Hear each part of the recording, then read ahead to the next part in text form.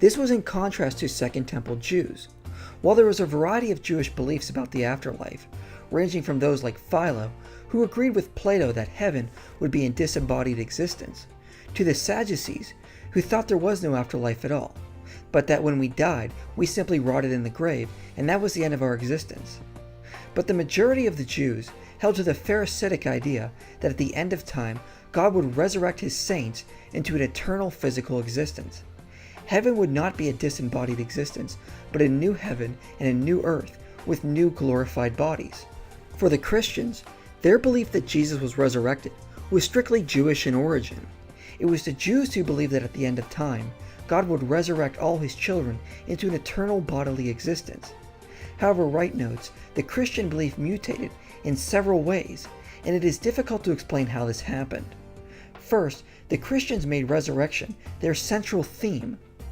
There are many long Jewish works from around that era, which never mention resurrection. But for the Christians, this was their central theme that defined them. The early Christian movement fully centered around the idea that Jesus was resurrected, and their future hope rested in what he had done. As Paul said very early on, if there is no resurrection, your hope is in vain. There is no reason an early Jewish sect would feel the need to do this. Adding to that, the early Jews talked a little about resurrection, but they did not know what it would be like. Would it be shining like a star, as Daniel put it, or would it be a body exactly like the one we have now? But the early Christians moved from this debate to claiming they knew exactly what the resurrected body would be like, based on what they believed had happened to Jesus, and not what they had read from the Old Testament. For them, the resurrected body would be something transformed from the old material into a new incorruptible body with new properties. N.T. Wright notes that Christians like Paul or Matthew would constantly pull from the Old Testament to show Jesus was a fulfillment of the law. The Christians were constantly appealing to the Old Testament to support their case. But strangely enough, when they describe the resurrected body, there is a lack of appeals to the Old Testament description of the resurrected body. If the Christians were ransacking the Old Testament to try to make up a story of a resurrected Messiah, you would expect them to do that with the resurrected body as well, and paint the body of Jesus shining like a star, just like Daniel puts it. But instead, they described a body unlike what people were expecting, and provide no Old Testament support for it. The next mutation is the resurrection of the dead has become a two-stage process.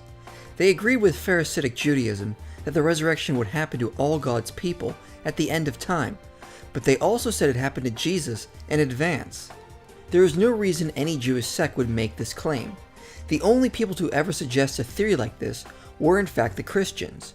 Jewish saints who had previously died, like the Maccabean martyrs or early prophets, were said to have been vindicated by God and would be resurrected with all God's people at the end of time. But no one ever dared to claim this had already happened to them. If resurrection was just a way to describe how a martyr was vindicated by God, we would expect to see this of all saints who had died, like Moses up through John the Baptist. But we don't see any Jews applying this language. Nor do we see the Christians describing this to have happened to these other saints as well. Only the Christians said this only happened to one man who had died, Jesus of Nazareth.